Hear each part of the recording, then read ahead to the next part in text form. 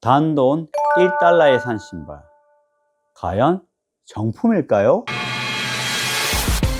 안녕하세요. 신발을 좋아하고 신발을 소개하고 신발을 위하는 나른키입니다. 오늘 소개할 신발, 많은 사람들이 정말 좋아하는 신발이죠. 절대로 빠질 수 없는 신발, 바로 나이키입니다. 나이키는 사실 러닝화가 그렇게 인기가 없었습니다. 옛날부터 러닝화는 미즈노랑 아식스가 제일 알아줬습니다. 그러다가 아디다스 부스트가 나오고 트렌드가 완전 바뀌었습니다. 그러다 이 신발이 나왔습니다. 나이키 베이퍼플라이 1입니다. 투맥스를 사용한 이 카보나가 러닝화의 트렌드를 완전 바꿔버렸습니다. 이전에는 레이싱 플래시라고 아주 얇은 밑솔이 들어간 신발을 사용했습니다. 아식스의 타사 재팬, 미즈노의 엠퍼러, 마라톤 대회에 나가면 대다수가 이런 신발을 신었습니다. 그러다가 이 신발이 나오고서 완전 바뀌어버렸죠. 40mm의 두꺼운 미드솔에 이 카본 플레이트를 넣음으로써 반발력을 높여버렸어요. 또 이어서 나온 신발이 나이키 아이디였습니다. 베이퍼플라이지만 약간 개선돼서 나온 게 바로 이 어퍼의 소재 니트가 들어갔고, 그리고 아웃솔을 이렇게 보강했습니다. 원보다 훨씬 더 그립감과 내구성이 좋은 신발입니다. 그리고 나온 게 베이퍼플라이 2입니다.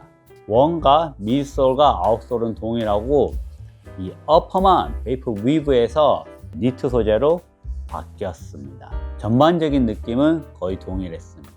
또 이 뒤에 나온 게 바로 베이퍼플라이 3입니다.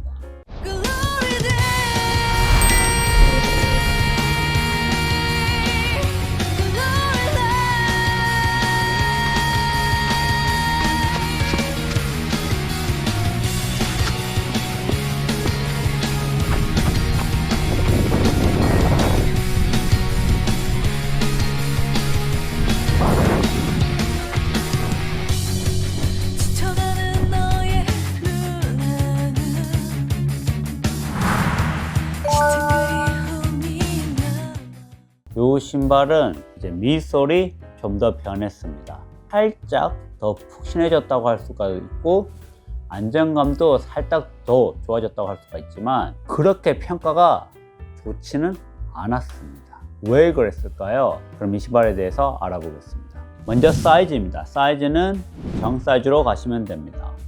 1과 2보다 확실히 토어박스의 공간이 좀 더 넓어졌습니다. 그렇다고 해서 이 신발을 반다운 할 것까지는 아닙니다. 물론 예전에 1, 2가 너무 발볼이 좁아서 반업 하신 분들이 있는데, 그런 경우에 반업 하셨다면 이 신발은 반업 안 하셔도 됩니다. 저 같은 칼발에게는 오히려 공간이 넉넉할 정도로 괜찮았습니다. 어퍼입니다. 어퍼는 2랑 거의 비슷한데 좀 더 통기성이 좋아졌습니다. 확실히 구멍이 숭숭숭 나서 발을 시원하게 합니다. 물론 겨울에는 추울 정도입니다. 통기성 하나는 정말 역대급입니다. 끈은 2와 동일하게 잘 풀리지 않는 끈이 사용되었고, 혀는 얇습니다. 딱히 고정되어 있지는 않습니다. 디자인상 혀가 돌아가기는 쉽지 않습니다. 이 레이스 같은 경우는 항상 중앙보다는 약간 바깥쪽에 이렇게 해놨습니다. 그래서 발등이 높으신 분들, 인스텝이 높으신 분들에게는 조금 불편할 수는 있습니다. 개인적으로 저는 바깥쪽보다는 그냥 중앙으로 된 신발이 더 편합니다. 힐 패딩 안쪽에 살짝 들어가 있고 안정성은 그렇게 좋지는 않습니다. 그래도 조금이라도 더 스트럭처를 주려고 한 부분은 보입니다. 이런 카본 레이싱화는 무게를 줄이는 게 중요하지만 안정감 또한 중요합니다. 물론 고수들만 신는다면 상관없겠지만 요즘 많은 초보들도 이런 신발을 신고 있기 때문에, 대회에서 특히 신고 있기 때문에 안정감을 어느 정도 높이려고 한 모습이 보입니다. 베이스 앞쪽 살짝 늘어났는데 사실 이 미드풋 쪽은 1이랑 2랑 큰 차이는 없습니다. 여전히 저 같은 초보에게는 안정감이 적은 신발이었습니다. 이 베이스가 좀 더 넓으면 좋은데 아무래도 무게를 줄이려고 또 알파플라이랑 다른 느낌의 신발이다 보니까 아치 쪽에 서포트, 안정감은 많이 떨어지는 신발입니다. 밑솔입니다. 밑솔 40mm 힐 쪽, 앞쪽에 32mm, 8mm 힐 좁을 사용한 신발입니다. 원과 투랑 동일합니다. 이 주맥스 폼은 해버 소재로 확실히 좋습니다. 이 플레이트가 알파플라이랑 다르게 알파플라이는 거의 수직으로 들어가 있습니다. 반면 이 신발은 뒤에서 밑으로 살짝 내려옵니다. 앞쪽 같은 경우는 좀 더 쿠션감을 느낄 수가 있는데 요즘 카보나는 두 가지 종류로 나옵니다. 하나는 스트라이드형, 하나는 케이던스형입니다. 이 신발은 스트라이드형이 아닌 케이던스형입니다. 빠른 케이던스 주법에 괜찮은 신발입니다. 쿠션감은 역시나 좋았습니다. 제가 이 신발 90분주로 신어보고 또 트랙에서 인터벌 용도로 신어봤습니다. 확실히 튕겨주는 반발력은 너무나 좋습니다. 탄성에 대해서는 딱히 깔 게 없었습니다. 물론 1과 2에 비해서 살짝 낮아졌다는 말이 있는데 제가 요거를 중고로 구매해서 그런지 어느 정도 반감되어서 그런 건지 약간 그런 느낌은 들기는 하지만 그래도 새 제품이 아니었기 때문에 제가 확실히 1, 2보다 더 줄어들었다고는 할 수는 없고 거의 비슷하고 흡사한 것 같습니다.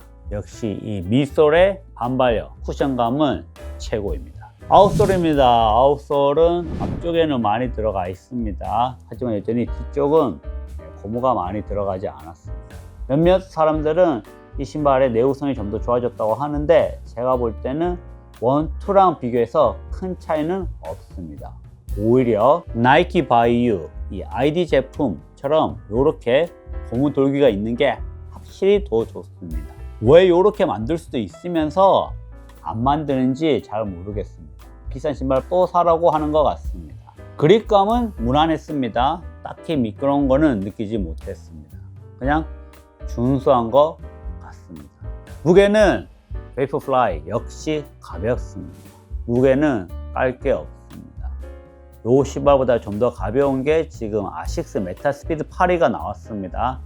하지만 그 신발은 무조건 반업을 해야지 정 사이즈입니다. 또 이 신발보다 더 가볍게 하려고 아식스에서 꼼수를 부린 게 아닐까 싶을 정도인데 무게는 절대 깔 게 없습니다. 총평합니다. 이 신발 잘 나왔지만 여전히 고수 전용입니다.